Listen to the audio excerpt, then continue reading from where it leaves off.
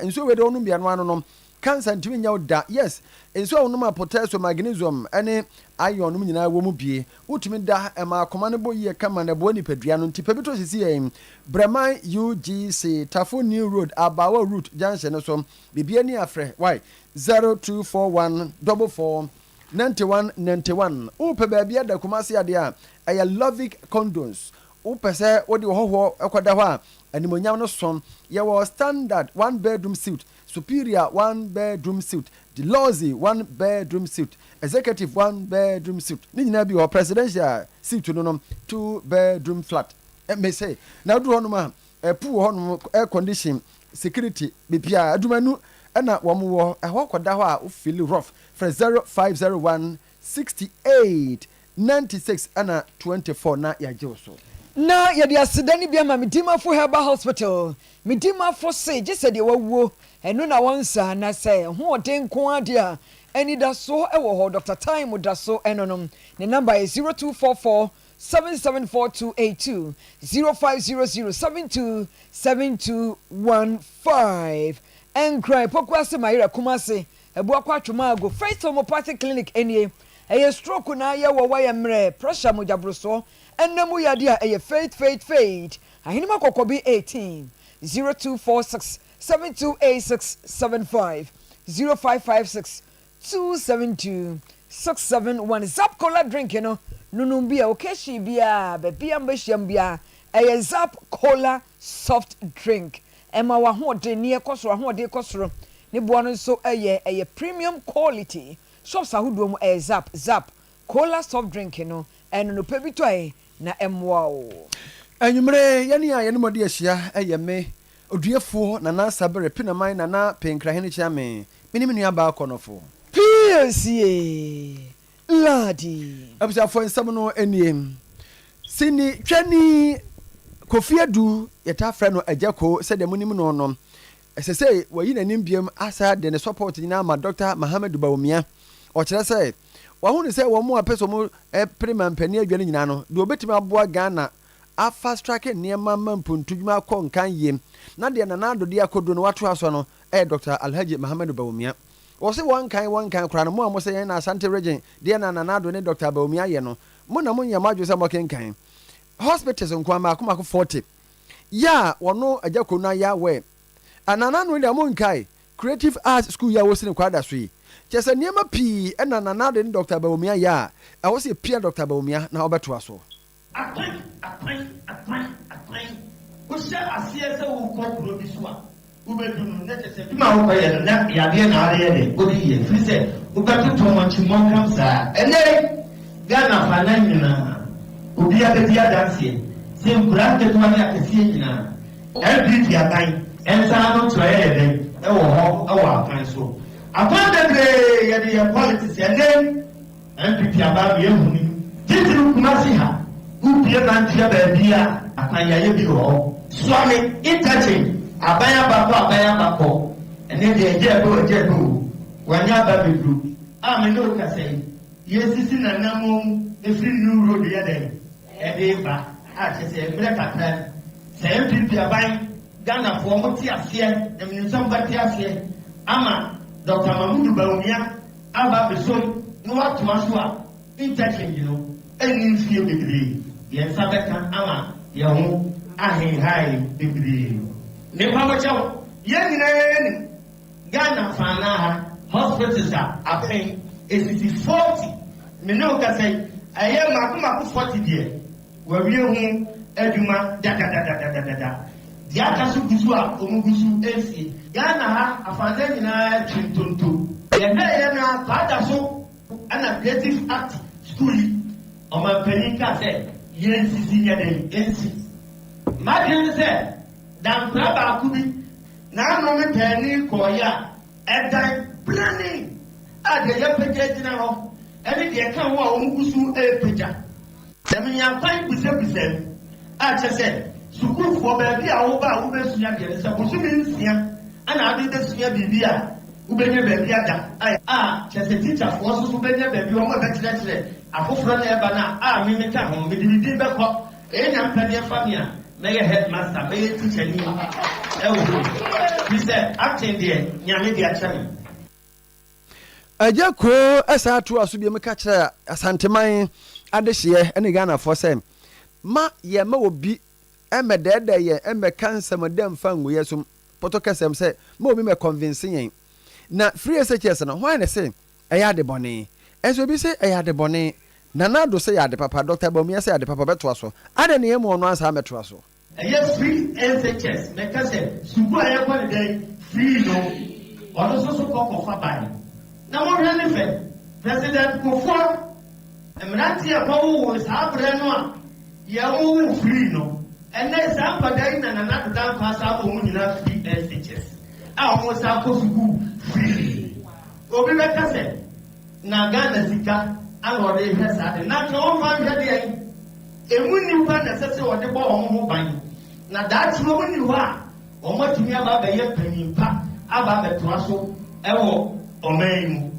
na no me kwate ya ye mianum bia sorry ke cancer free SHS no enye papa free SHS no enye papa me da me pom na me rabo na ni su ogu free SHS ni enye papa nyankopɔ boa mi a wama me fie nyansa edi mu se bi nya school degree ni so ka ho a anta me komeni da nyame hira aban Emma obi Emma medada abrasa nipa no oni akwan ko suku enne ebi ye MPs ebi ye ministers na wo de wo ba be ko bi be dane doctor be dane sojani be dane prosini be dane sofu kese e be ye businessman kese wo ha ana ba mu nipa kese wo ha enye so obi aba wo che be ka tro se experience kese ni nya ka tro se orumom ana ne hihye enye dai enye orumom free SHS ni bien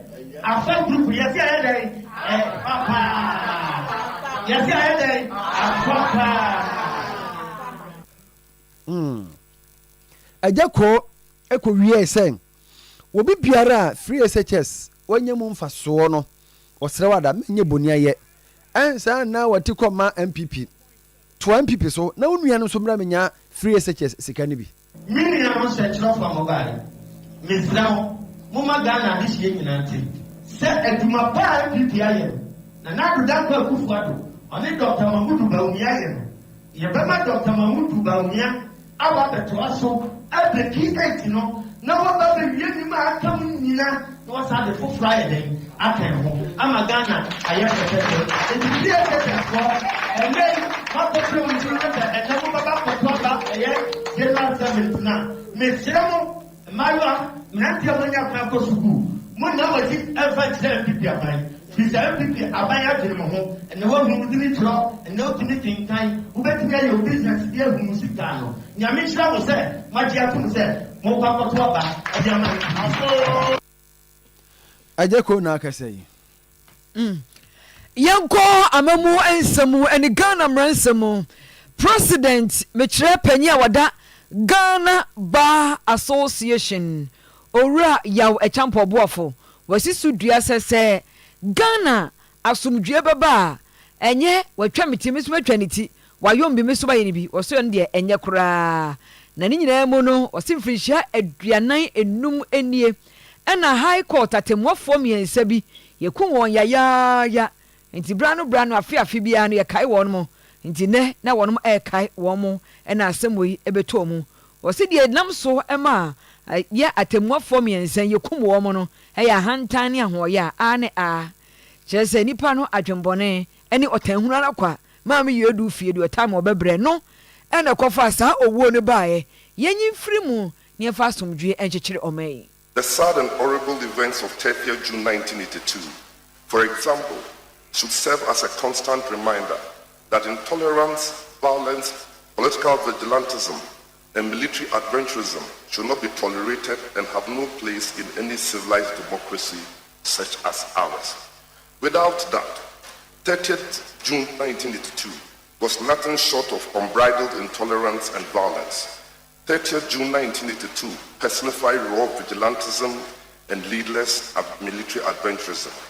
While uninterrupted and continued democratic rule with multiple transfer of power between the two political parties in successive national elections since 1992, may appear to banish the idea or thought of any possible military interventionism in Ghana.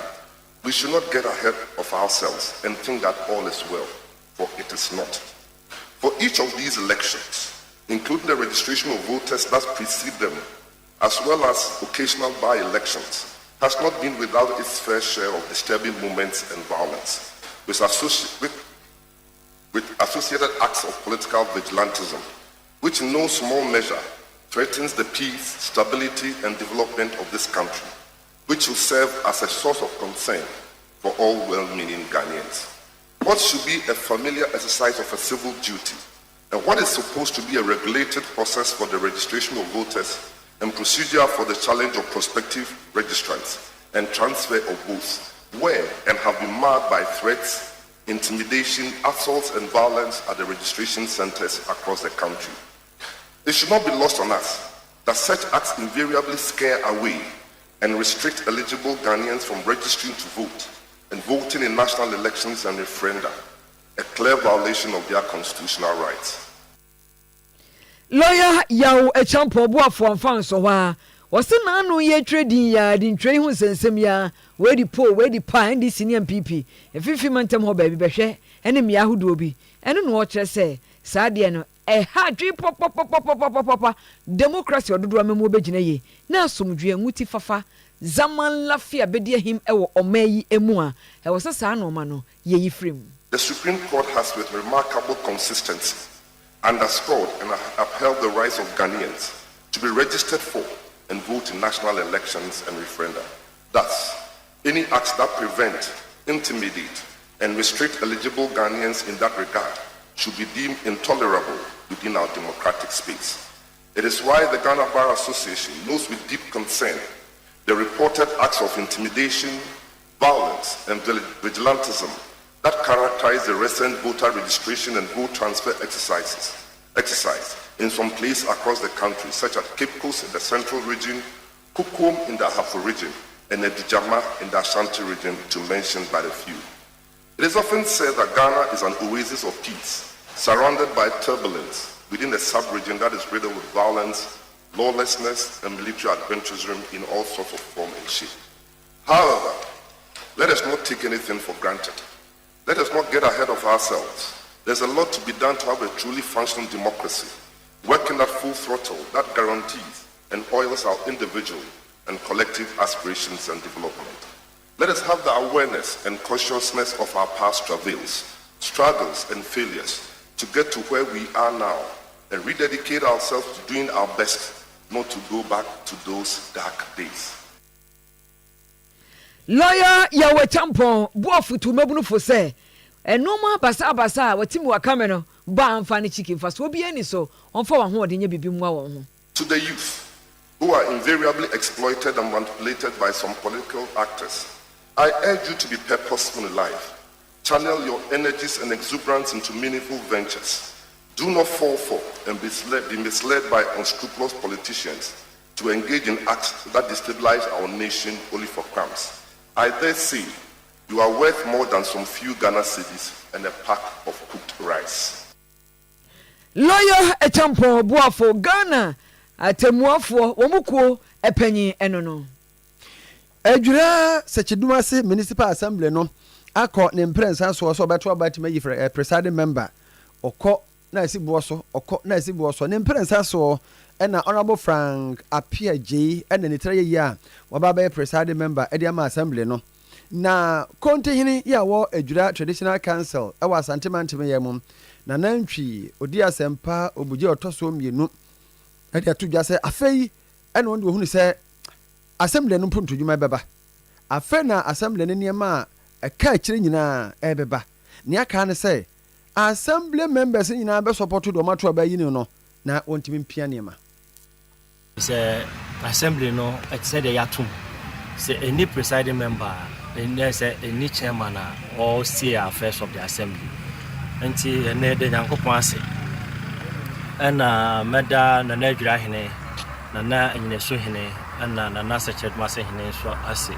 say omo eyi mi say menhwɛ na mensiesie saa yɛnketenkete a na ɛwɔ hɔ a ɛno nti no na ɛma assembly no ɛntimi nyɛ presiding member no na nyame adom yɛyɛ presiding member kakra a meka kyerɛ the presiding member elect ne sɛ mo wɔ nyiyim party sɛm assembly nyɛ party ne yɛde yɛ ɛyɛ mpuntu a yɛprɛde aba adua sɛkyerɛdom ase anyinasu municipality no ɛno nti na assembly no wɔ hɔ nti ɔnka afanu no nyinaa mom na ɔmohwɛ sɛ prɛprɛ yɛ ayɛ adwuma mpuntuo aba because sɛ wɔka sɛ wɔyɛ ndc ne nti no memfa nneɛma ma no a ndc ne no nso no ebia na ɔte obi mpɛsua so a saa mpɛsua no nso hia adeɛ ɛbɛboa ma saa nkɔfoɔ no nya mpuntuo no ɛti mo wɔhwɛ sɛ wɔyɛ ndc wɔyɛ mp na mmom ɔhwɛ sɛ nneɛma a ɛbɛba no ɔbɛkyɛ na assembly members no so ɛbɛhwɛ so yie de aboa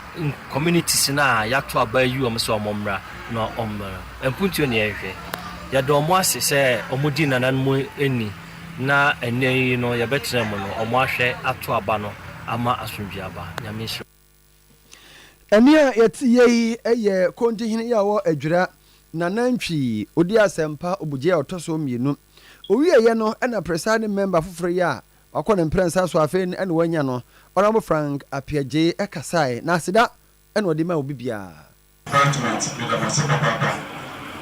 Because astronomy, my number one, and who the plan of our film and of shall see. If you said, dear, no one here, the no one, the sensitivity of the teaching, the noise of it in the classroom. But also, not the honorable assembly members, yours, being young, said you, Nana, I don't know. If you have no different, I began with the city, so I can say. Atarabibi a wɔhyɛ bia no foforɔ dɔnten na sɛ yɛbɛtena sese a yɛnyina yɛ baako ɛsɛ sɛ yɛmmɔ yɛn nahye dɛ bɛsɛ bɛsɛ paa na mede ma mo na dwumadie no so yɛba bɛyɛ na this time of metɛma yi kakra a bɛba bɛyɛ deɛ yɛbɛhyia wo no bebree yɛde abɔntotopa ɛde ama yɛmansi mede wo biara ɔkoro a mema nnɛ dwumadie baa so biara mede wo biara ase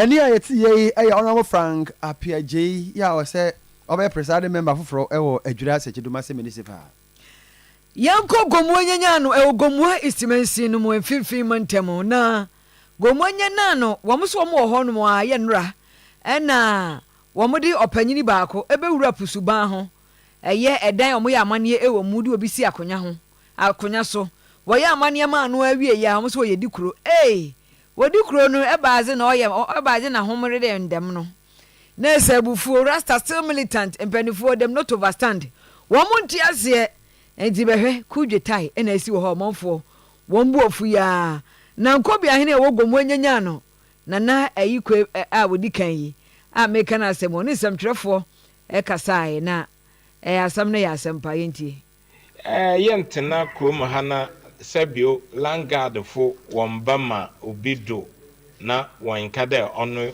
wesi hin no ye da me not wona mu ho wenya ya asafumba na wo wan ho den so papa da wakade wo resistor wo botum wa resist but ona masumdwe kwanti nti na obia an resist na ya fada mo kwan do ye de ye nsam ye da to IGP na nimpemfu wanyim de nkrofo a wakafa won oye Langard wakafa ho wanyi obehye so called hin na won onyi mbrem inya no mbran onto them nti mo woye bia no ye ka kire wiase nyina de wombongu onye adwuma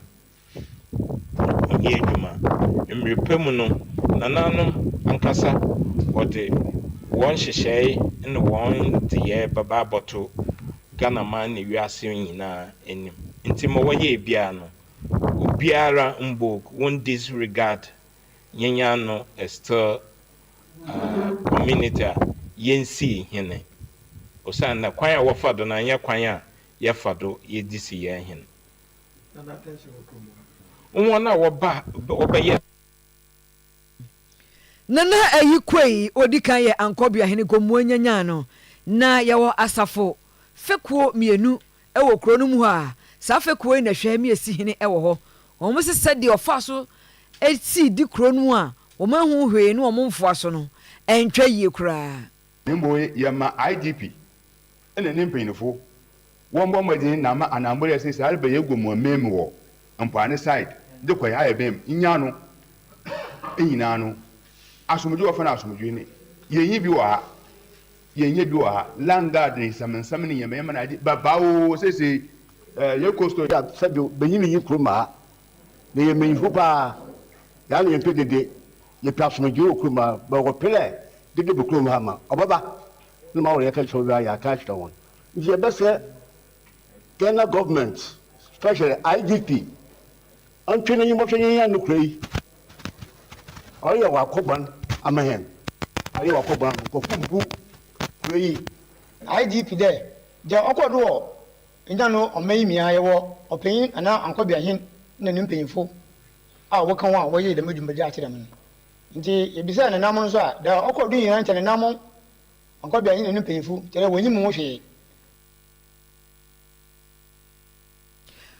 Asafo fekuo mienu no mu mpanimfo na wonom de wo nsem atodwa yi abusia ya befiri honom na awrahosam ya yensa ka ene se abrantie bi wonya mfinhia aduasa ye frɛ no kwabena mensa hia ne nkwanhie wo ya ewo kasoa ofanko ewutu senya is na asem yesi na se de omusi cheche mu kire ye no omo kire se aye sika ho akinye o ana ne namfo mu se wona afasika no ena kinye na oso ne mu wo mo bobo no saa ampa adane bro amekwa wiase no tim kaja wato nananom ewo ensedo na adam saglo ena okire mu sei pa ekire yen de ekoma ne baaye ene se de siko baaye bia no o mentie ne kakra oni ni nua BS ba shata baddest shata ena omu ye plan se side omu wa be ye de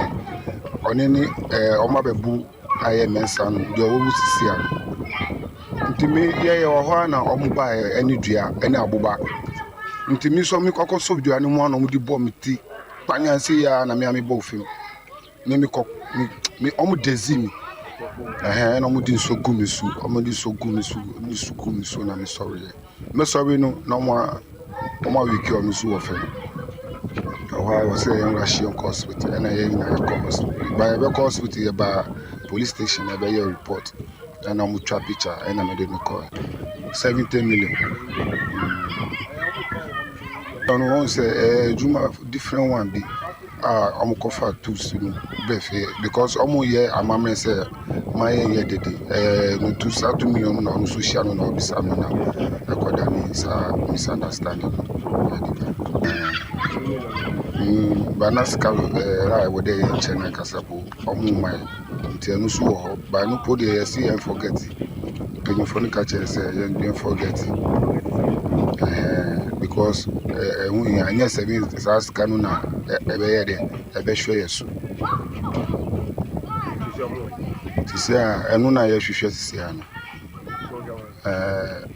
boys, say, almost see young brother, my here.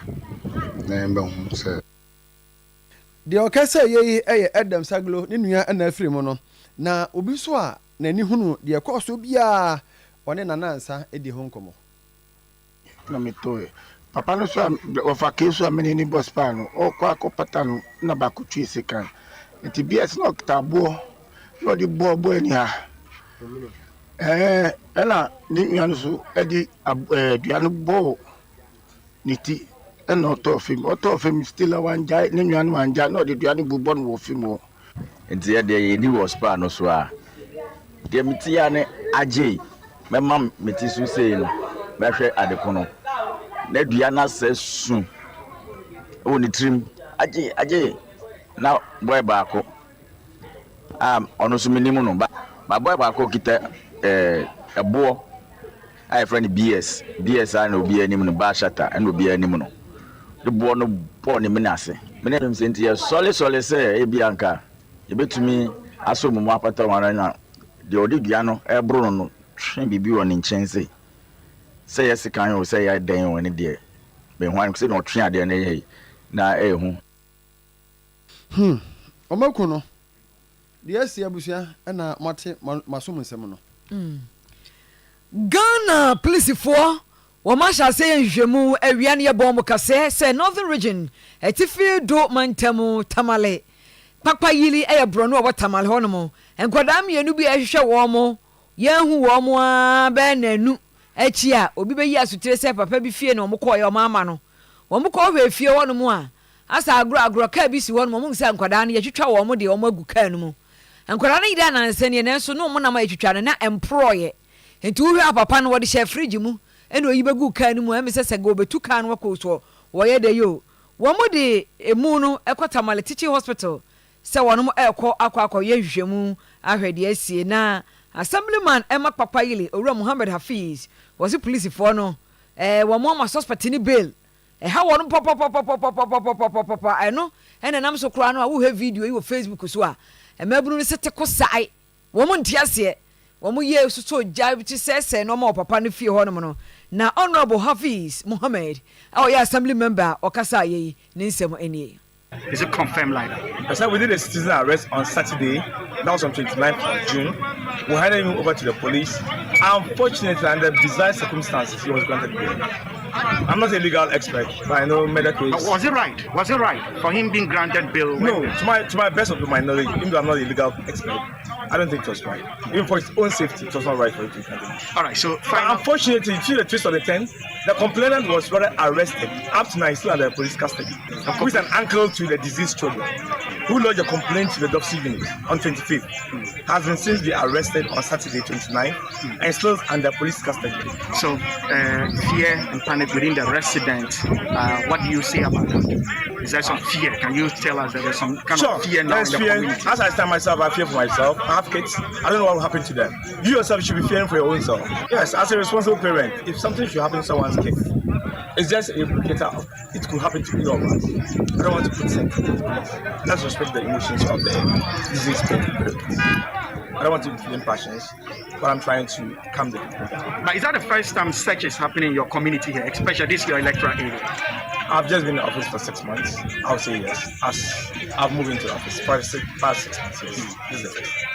All right. So, are you satisfied with the police around? Are you satisfied? On ground, the police have been fantastic. They're moving swiftly to contain the situation. They are liaising with the youth so that we can bring a situation. Honorable Muhammad Hafiz enonona Philemon ade buga ye benya no ahoma no so na ye ne no akodi enkomo. Hello Philemon. Yeah, hello. My up to speed akosi semprempre ye na ekoso. Papa Yili Tamale. Yes, Papa Yili, e bra wono Papa Yili.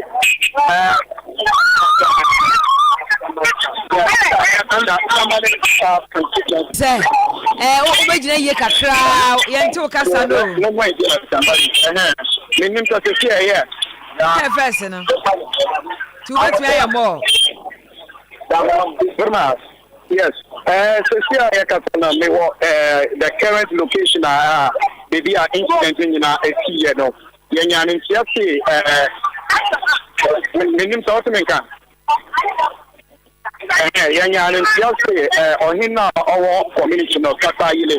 Wama the go ahead area ma you say tie and 9 nyina papa no was anima community community no omonko destroy tie nyina omonko destroy tie nyina no tia engo from ohini say oni de on so obi mbe ye na start 60 nti currently yawo kaka you know what you say youth nyina awo in chance no so omo tutu bibia ejuma ne eguso anapano ayebedu ye na police for ha omo bo tie ni nyina ban papa no a oye victim no in fact owo pie be say en 9 ewo community ha na pie ni nyina obehu pie na obehu say yes pie ampa esu ewa ye papa pie no mu ba ko na omunya me say bodies miene ni nyina enura no enti ohin no amakwan se onu betiti no na ohin no so sa ka kire onu so na ma kwan se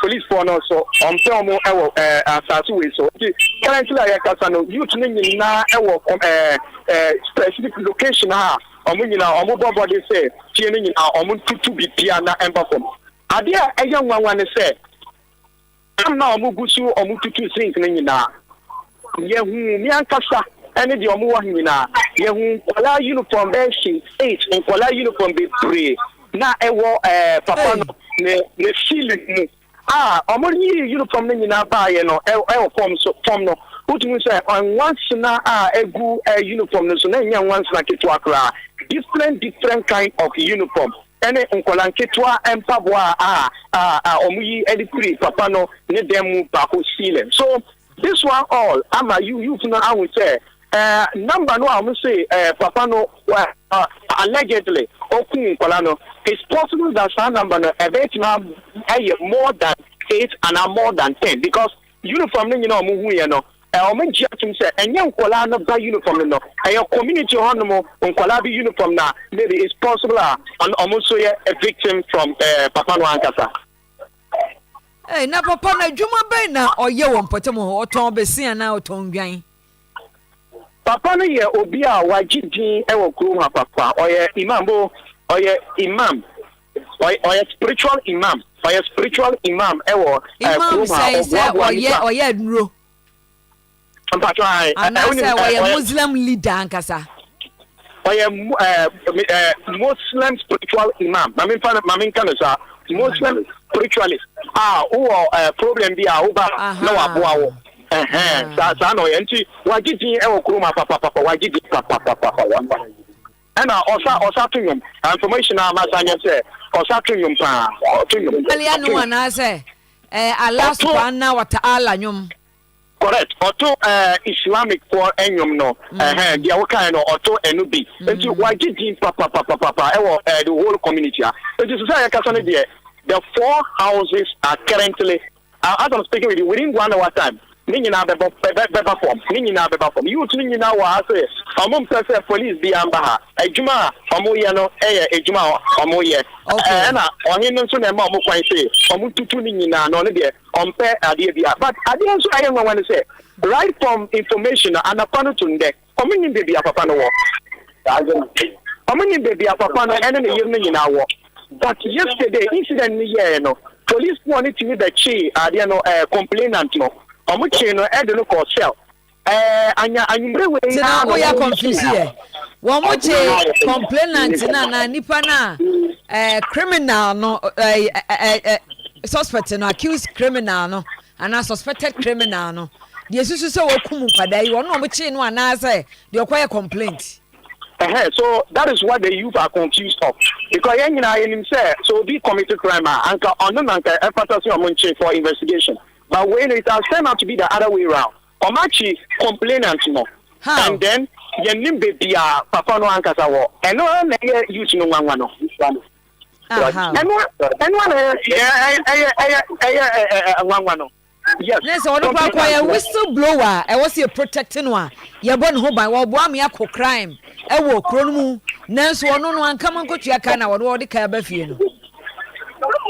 Almost maybe the investigation they want to do with complaint and there. Or maybe the anti anyumre we na ono de wa be duru pie. But the youth no say they youth no pen say. Omo person police pon assure him say victim no and alleged ritualist no.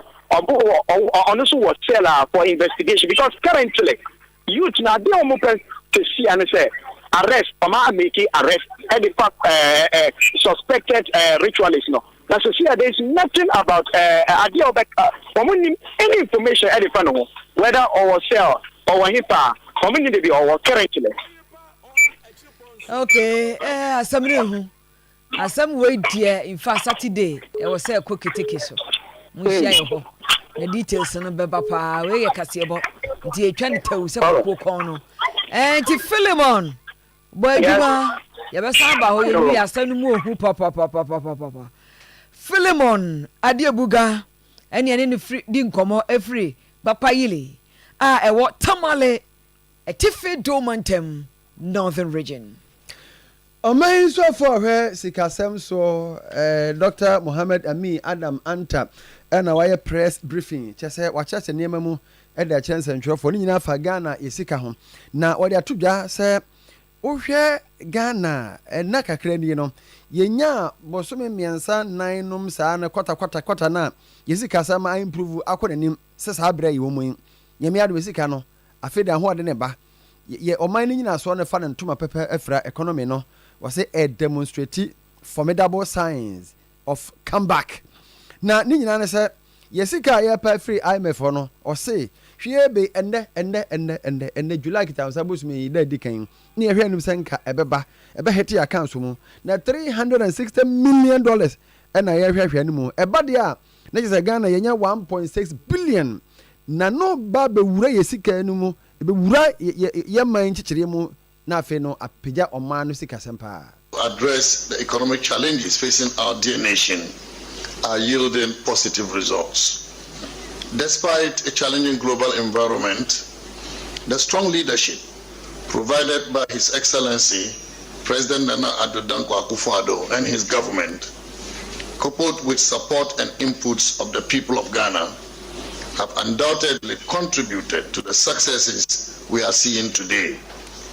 It is our conviction that in the near term, we will see even greater results as we ramp up our implementation efforts. In today's media briefing on the economy, I'll provide updates on the following key areas: the performance of the economy to date, progress made on the implementation of the IMF-supported PCPEC, status of Ghana's debt restructuring program, and the status of independent power producers' legacy debt, as well as the power purchase agreement renegotiations, among others. Let me summarize some of the remarkable achievements we've witnessed in recent times. Generally, the macroeconomic environment continues to remain stable as government continues to implement the IMF-supported program. Growth, as we've heard from the previous two distinguished speakers, is proving to be more resilient and robust than initially programmed. And the economy continues to show strong signs of recovery, particularly in Q1 of 2024. The results was remarkable. Overall real GDP growth for Q1 2024 was 4.7%, the highest since Q1 of 2022.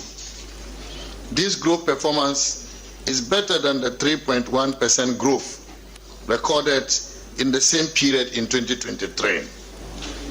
Industry grew the most at 6.8%, followed by agriculture at 4.1% and services at 3.3%. The 2024 Q1 GDP growth rate is the highest since Q4 of 2020. The growth in industry is particularly interesting. In the past, growth came largely from services and to some extent agriculture. Industry did not perform. And here it's a mention for his Finance Minister Dr. Mohammed Amin Adam Anta Enono Nabusia young Nayani Honorable Louise Affle including Como or your assemblyman nya yet the same Okon Krobi to say Biano ana Bia ano enafe Eliokrum T Gary ena Fantemaya Sam Crowe now Bia West na wo musika sam enyina achi no si baby a kwada no beko school ten papa ye behwehwe no na yenya no ansa na obeba no yenkai mo sa busu se de adwuma no apai ene sen Unije garment factory and we here workers bear 500 and manim ya ntimfa ni agro entimuntie me mo a mutimi pam ade a tailor for seamstress ene tailors seamstress ena tailors ehiamo akatwa ebafu nti wapon ho na wo fie na unya adwuma nya Unije fo so mhiamo munim Unije na me ka na asem yi wo asantimantima de minim de oduru no ade pam eniema dan woni hia wono nti wa woni musika afe civil line helpers eno line helpers no mo ana munim adwuma brofo no production supervisors production supervisors de mo amunim warehouse assistants no mo na raw materials no ene finishing goods ni nya no mo na mbaye in charge inline quality controller eno so wo ho ena quality auditors e wo ho cutting assistants say cutting in charge spreaders na cutters mo so ehia mo finishing assistants mo amatoto niama ironers packers mo amebobo apake folders mo na foldu ena cleaners enti mo hunu edoma yunije ehia no enya agro nti fa no se wa school na won school wonima de pam na wonima de pam cleaners no ne ironers ne packers ne folders no enye suku asem ena ne akeka kan nya de wo skills kakra betuma ye enti o pese oba bia hensa brewery oben zoom lion opposite baptist asokwa baptist friend se sie na adwuma na apai no fa ni agro 0203 97 0365 0203 97 03 and 65 and 0242 71 8429 0242 79 no 71 8429 last one 0242 71 84 and 29 na ya je so ye per flat na ya han 2-bedroom flat and chamber whole self contained asokwa na ye pe bie santase kwada so estate ahojo na tonsu uobi afra yen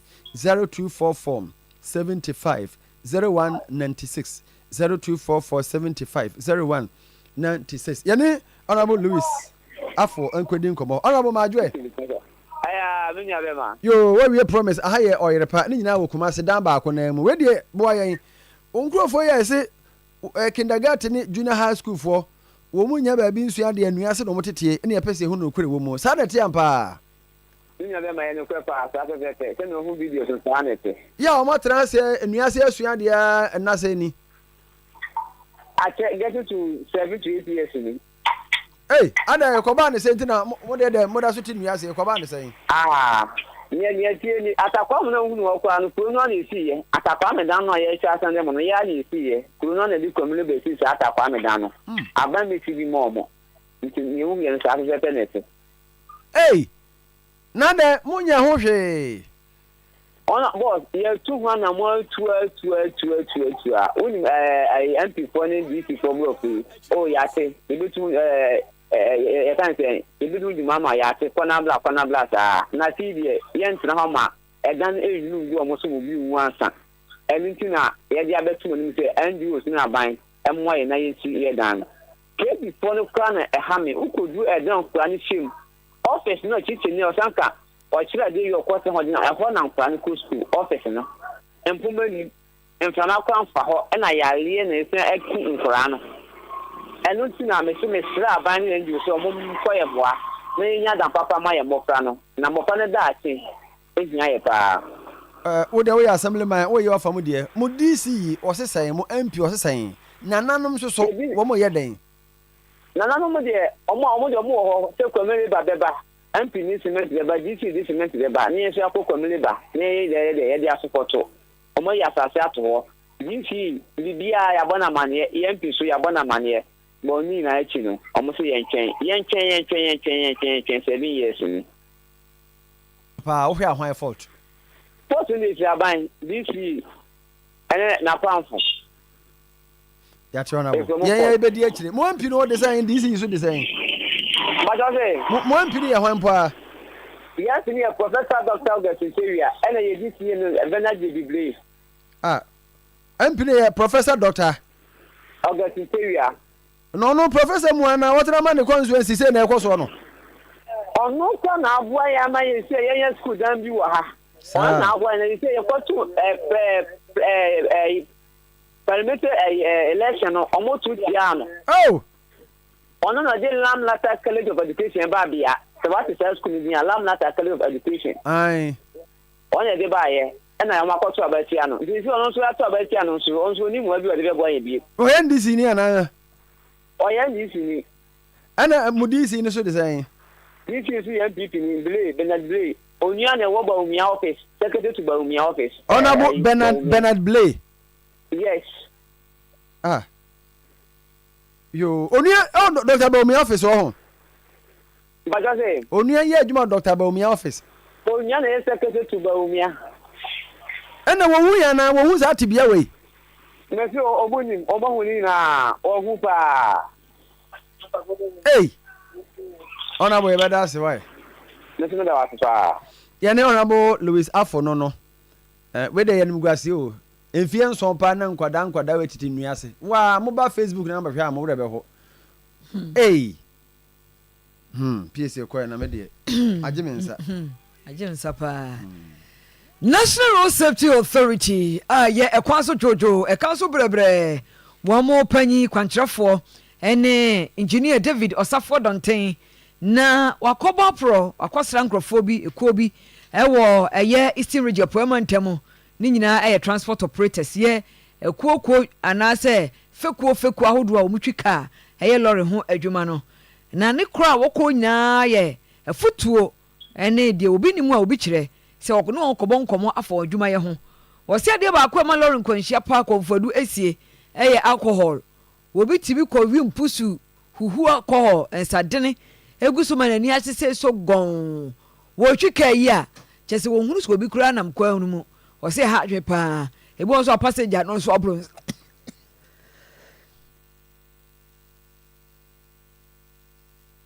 sa no motiwo tore bia ono no kona owe ensana obeye ni sa he sa no motie enti abusafo na ansana Piesie beba no ye wo program bi ye friend Demre Fadue no na ye no TV so da bia na opese odehie bi firim na ye betwa mawa eno ansa obeba na oni abedi hu nkomo anasa obetima afre yen e 0244 75 0196 eno frɛ ya ye no beba na eno abedi nkomo na ye frɛ sɛ Demre Fadue no eno achi kura no ye gusu ka mo sɛ ye wo bebre ya wo mo ID cards voters ID cards health insurance ene ne akeka ho no aba beka yen sa wo ha sei na me sei chese wo pa ha no ma sei sumu ase tie nie etinu an se mo beba na mo be kirekire mu na mo agye mo ade na mo de mo ade ko eno an no mo ye sa kwan no so Faith Homeopathic Clinic eno ketenkete sa yare akese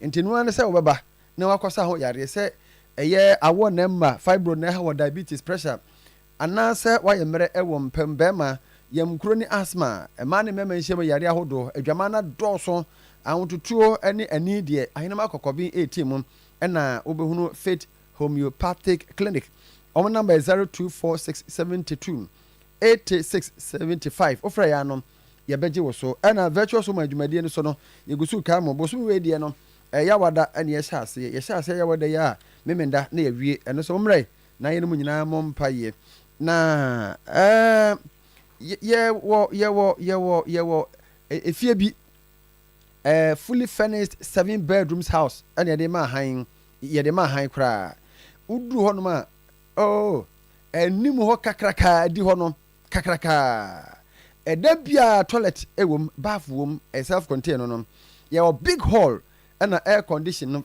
ya fixing nyina master bedroom ho no aka ho kitchen nie modern equipment and ho rooms ni nyina so ya totas ba bia Kase Wood Village ebe boss hwa main road and ebe yen so wani je ho abefra yen 0553 54 57 41 31 0553 57 41 31 and 0244 52 69 and 18 0244 52 69 and 80 ofra ya no ye beje so na yenko Dr. Abuaji da Costa ho Dr. Abuaji da Costa Chief Executive Officer man National Health Insurance Authority na what they told you yare bi kunyen kakra ye ma ye ni nkoso diabetes hypertension ekunye pa and ye friends non communicable disease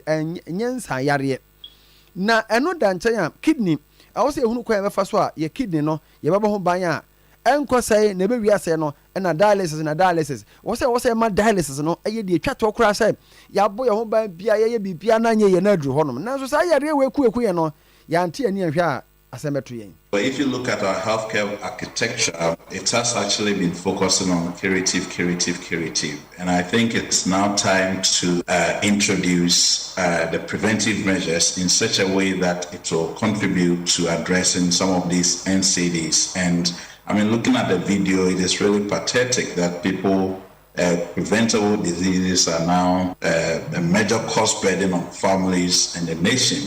So I think we must actually look at addressing some of these NCDs from the basis when we introduce preventive healthcare as part of our healthcare architecture.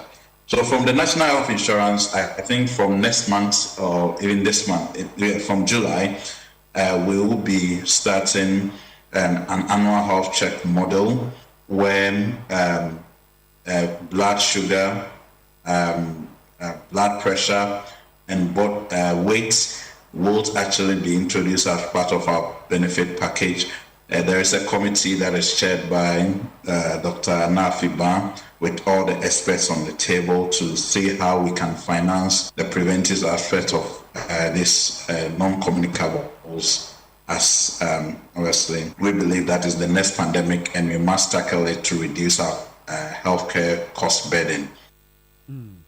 And the Abusafonia yeti Dr. Aboaje Da Costa or Chief Executive Officer Emma National Health Insurance Authority edwumakuo no na enu echi no na engineer David Osafo Donten ono so ye National Road Safety Authority panipa na ode ato adrobafo nyina anim se montwe mo free enubone a monnom na wode kwatena sti anim no munyai ensanden enye wi nom enye nubone enye chese if you drink don't drive sala no a munyai na oko apuema ntemu na okohia ahyenkafo akohoduo bi a safutuo nyina ode ma wo mo omatwe adwen aba bibi so se da bi emra no ba bi wo ho a em se ebabra child restraints akora se obetra car mu awo front a obosi bed and almost bed infia wedie ene eho aka de bi esese ye de bo akora no mu ban no em se hwe act no mu a esro ena wo hwe regulations wo ata ne tie no so esro ntika be yanke hwe mani mi no no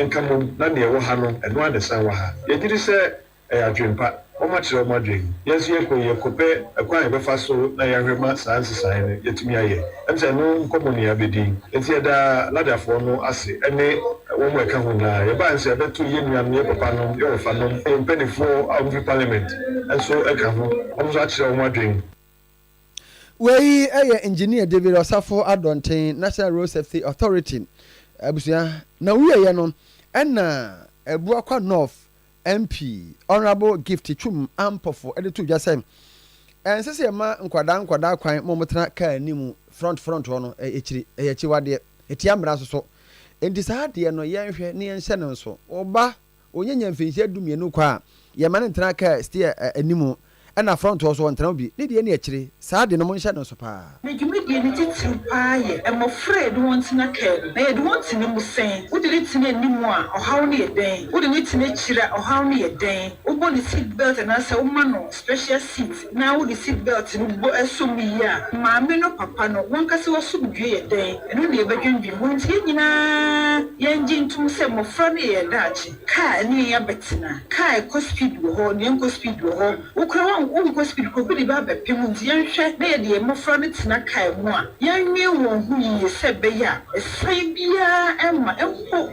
so bi de ne ka bepem odi a ba no ho entochi me bia wei MP Abuakwa North Honorable Gift Chum Ampofo na yadasoa wo mu a MPP parliamentary candidate ya our commander Edina Oduefour Abrim ewon fifi mantemu ya onukro ya saye first vice chairman Emma MPP ewo constituency honum Honorable Percival Dennis Kweku ena waye nyame so ade wode nchese akoma bronyi bema MA Basic School se wonye no fa modan so ne ho ena wode afutuo ama BC fo a wo betwere nso hwe. If you want to be doctor, lawyer, teacher like madam, you want to be soldier, you want to be somebody, this is the beginning. And so you should have it at the back of your mind that indeed you are going out there to get the best school. Don't see your parents as the one that you are studying for. If you are here and you have that mind, forget it. You are studying for yourself. Because when you grow to be MP, like I wanted to be MP, or you grow to be lawyer, you grow to be MC, you grow to be a head mistress, and the like, probably your parents will not be there. As a matter of fact, all the enjoyment that you enjoy on this earth, like the economists will say, taking all that is being equal. If indeed the 70 years that the Almighty has granted for everybody is something to go by. By the time you be 70, your mother or your father will not be there. So please, take this assignment serious, so that when you finish, you'll be happy. We a MPP parliamentary candidate or commander Edina Oduefour Brim. Ya was first vice chairman Emma Party no Honorable Percival Dennis Kweku. No we yanom assemblyman ya was PTA chairman Honorable Charles Mensa Ekasai. Ono ano si no na maami Eva Nana Lawal ya ono so ye headmistress Emma Bronyi Bima MA Basic School. Eso kasa kakra de to aso. Sunday, I don't know any baby. What today be? Na say on the MC is on painful na on two parliamentary candidates. I am here, which I am now. Because on chance, in Penpy, or do or Plaza, not as I be continuing, not I am intent. But I'm the time one shot simple. One you to organize me as I say. Was a now Grade School engineer sewing machine. Mark up me.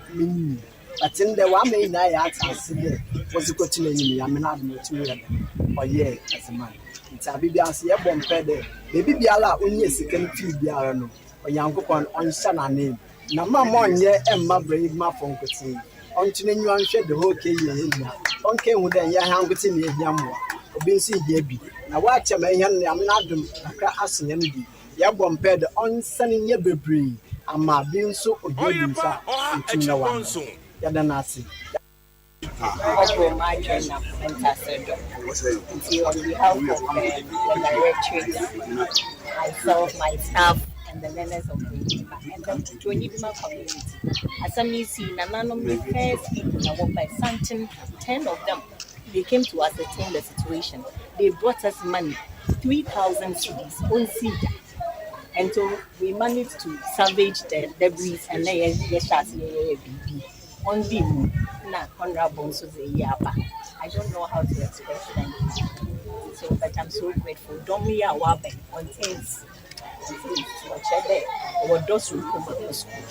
And I'm so happy seeing Honorable himself. This is the second time. Although the third time he's come here this year alone. And I'm so grateful. And we're going to put this thing to good use. We'll take pictures and send them to you in appreciation for this good work. And it shows how much you love education. And that is the bedrock of every nation. And I'm hoping that this will be good use. And my family over here now will appreciate you. But you are also from a classroom. National family, national one on crime. They would go to become like you. We started from somewhere in Commenda. Today you are here. Some of them will also look up to you. And so definitely, and I'm sure that one day, for many parliamentary candidates in the Oyerepa, 1st of July. And July comes with blessings. Yeah. I pray to God for fruitful blessings upon you. Ma aye, yanko pomfando na we welcome za epe. On show. And mama Tara. Enti abusia ni ayeti ye chairman Emma PTA Osaya Assemblyman Honorable Charles Mensa na mami Eva Nana Lawal. Ena womo ekasa ye